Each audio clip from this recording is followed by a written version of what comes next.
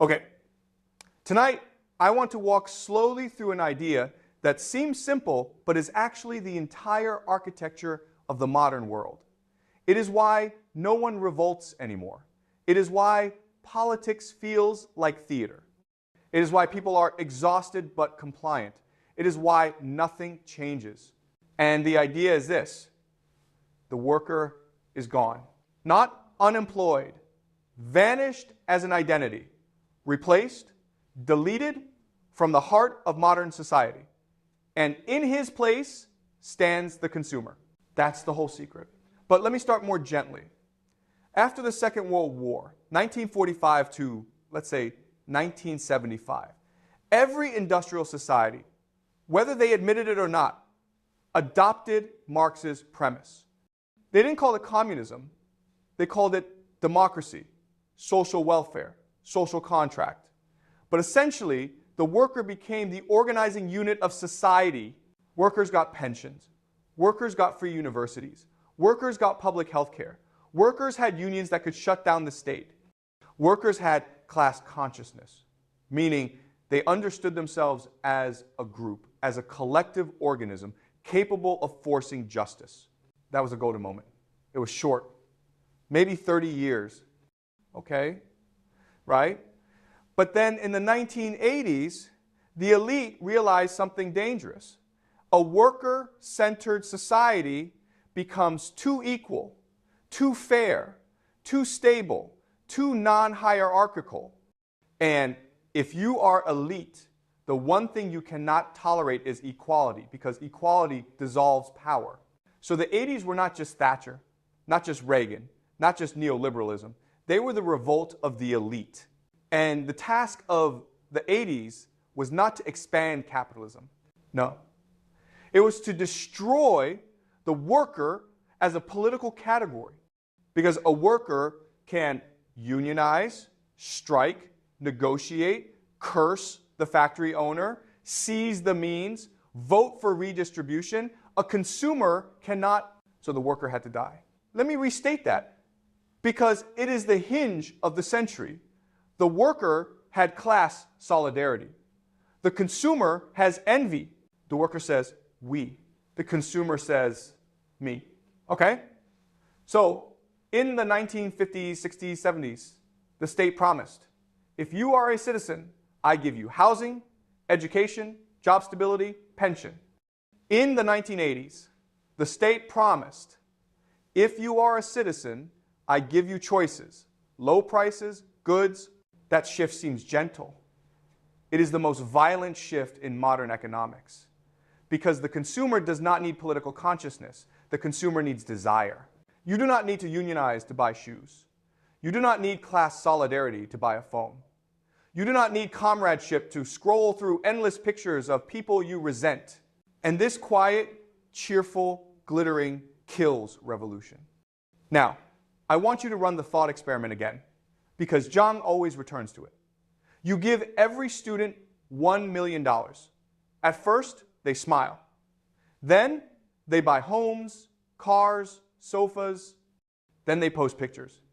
Then everyone else must buy bigger homes, bigger cars, more exotic vacations, more radiant appliances. Then the debt arrives. Debt is the chain. But unlike old chains, debt feels chosen, patient, self-inflicted. And you do not rebel against chains, you choose. Okay? So in a worker society, political identity was built around class cooperation, union halls, strikes, negotiations, collective bargaining rights. In a consumer society, identity is built around prestige. Who has the larger screen, richer vacation, brighter wedding, deeper mortgage, cleaner feed. The consumer becomes an influencer even before the word existed. And influence is the opposite of solidarity. To influence is to outshine, not join. Let's go deeper into the psyche.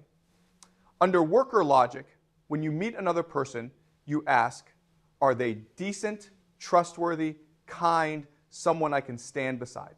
Under consumer logic, you ask, what do they own? How much do they earn? Can they amplify my image?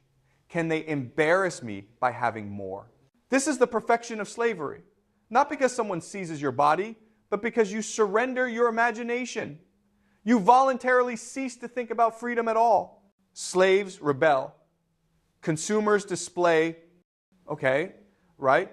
So by the late 20th century, the elite realized something astonishing.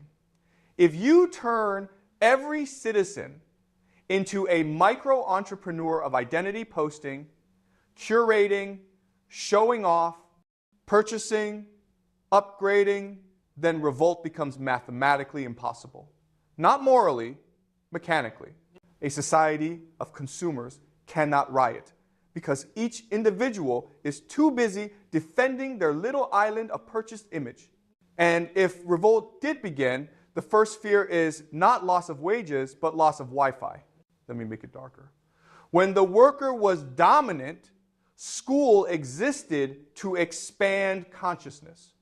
You read poetry, studied history, learned argument, grappled with Nietzsche and Marx, not because it helped your resume, but because it helped your soul.